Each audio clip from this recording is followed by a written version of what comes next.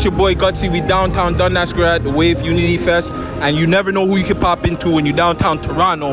We got the legendary MindBender with the man them. How you doing, young man? I'm living. I'm happy to be here, you know, I'm about to see Socrates again. So yeah, I'm just a lifelong fan of Socrates and just Canadian music. So facts. You good? Yeah, man. I can't complain. I remember the first time I actually met you over W.A.F Fest. Okay. Which one? Last year. You were there. You were front row, front page. Okay. Oh, that one. Yeah. Okay. Yes. What do you think Drake means to this city, bro?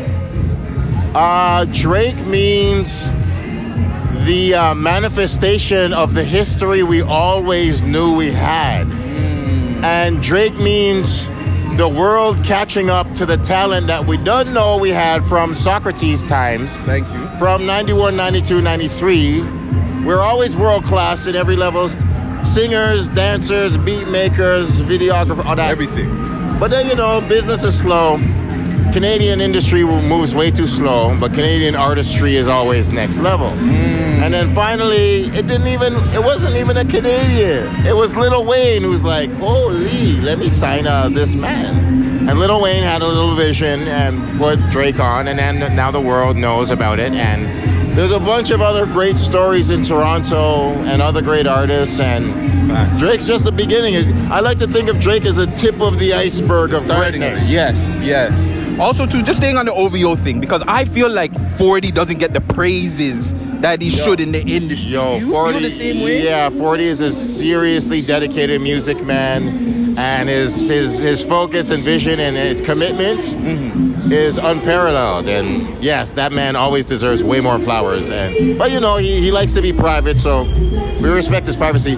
But that doesn't mean we can't salute him and give him flowers all the time. Facts. I'm gonna be a little mix up with you. Yo, you say whatever you want to. No problem. So back in the day, you're bringing up Socrates. Shout out to Socrates, Chocolate, all the man them. Do you feel like the circle, group that they had, kind of maybe held back the city a little bit? Like they should have been a little bit open with the circle and let some people in? Well, they did though. Tricky question. Not really. It's interesting. Toronto always had its own screwface issues, and I wouldn't blame any of the artists more than I would blame. Everything was the problem. The promoters not putting on local dudes to open up was a problem. The labels not signing enough local people was a problem. There was a point in time where there was 5 labels, and all of them only had one rapper. I think it was in the Chocolate era and the Chaos era, whatever. They were like, we all have one rapper. And what are you talking about? There's 500 dope rappers in this city, or at least 50, or at least 15 that are worth signing. But anyways, going back to the circle, they let in Bishop. They were expanding. The circle just didn't get their props in time because they didn't even get Cardi to drop his album, and Socrates and Chocolate to all drop without. They didn't get Y-Look didn't get his album. Marvel didn't get his album. Tara Chase didn't get her album. Wow. It took a long time for Julie to get her album. So they did the best that they could, I felt. But I would always blame the industry more than the circle, though. But also the other thing to think about is when people are making their history, there's no blueprint. So the circle didn't know. So it's the circle was the biggest crew.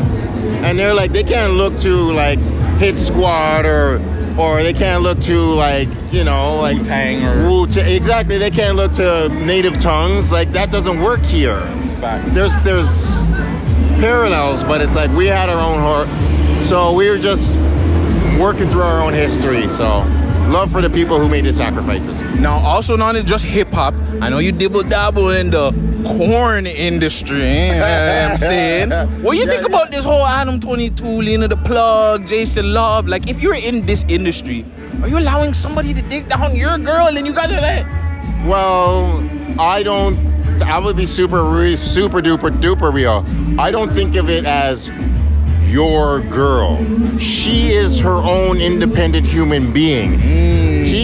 Adam 22, if he marries his wife and he knows on paper that this is her career, he should be my wife as a job has sex with other human beings, and this is part of the money that she's gonna bring home. So it's not about him it's not really him allowing it. It's like, does he agree to it when they first met? And if he agreed to it when they first met, if she goes out and does it, he shouldn't be surprised at all. And he's like, I knew that's my wife is a porn star. Why would I freak out?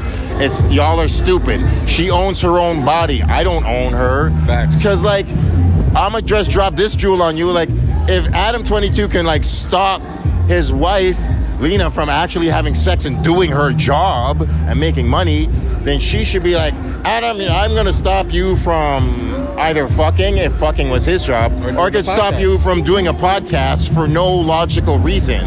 When I do, this is your job. This is so like, people need to take porn seriously. Like, you don't own anybody. If she consensually wants to work with somebody, she wants to do a Jason Love black scene and whatever, like, that's her choice.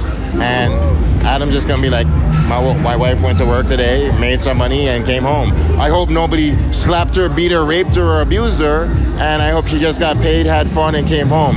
Now I'm gonna have sex. Oh man. Hey, just don't give a fuck, right? You gotta love Toronto. But I love you asking questions about porn because I like to teach about it. Like, and like it's a job. Like, there's a lot of parallels between porn and hip hop. So yeah. Well, that's what my last question was gonna be. Do you think porn will ever be like, and hip hop will ever be kind of more accepted in like Toronto?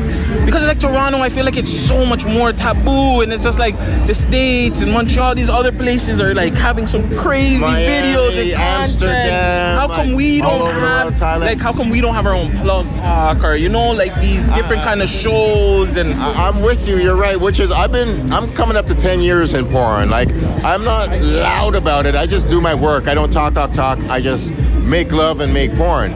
So I'm coming up to 10 years doing it. We do have Oasis. We do have M4. We do have a couple sex clubs in Toronto.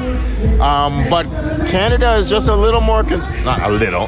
Canada is way more conservative. Yeah. Even though it's legal here, it's legal to have strip clubs. In the States, they call them titty bars because you can't even be fully topless. I mean, you can't be fully nude. And we can be fully nude in the sex clubs, in the strip clubs here. We have a lot of sexual freedoms that around the world they don't have. Not even just not in the States. Around the world they don't have. So that's one of the reasons why I stay here. So, but a lot of people aren't ready to appreciate it, or they take it for granted, or like they're like, oh, that's for other people. Be like, no, it's not. It's for anybody who respects other people who do the industry. Like, if you respect sexuality, you can be in sex work, and it's that simple. If you respect athleticism, you can be a professional athlete. If you take care of your body and follow the standards and get drafted and get recognized by your peers. Facts. Which is why porn stars in Toronto, like, the women who are about that life and like to make porn, and I've shot with a lot of them, and I do porn, I do sex work, I do massage, I do mentoring, because there's a lot of men who need to learn how to pleasure women. Basics about how to pleasure women. Straight up, brother. Yeah, bro. I teach that. There's always more men that need to learn, and if you would like to learn, MalcolmLovejoy.com is seriously, like, I've been doing this 10 years, and it's good to learn how to always get better at. Like, it's not something that you want to just,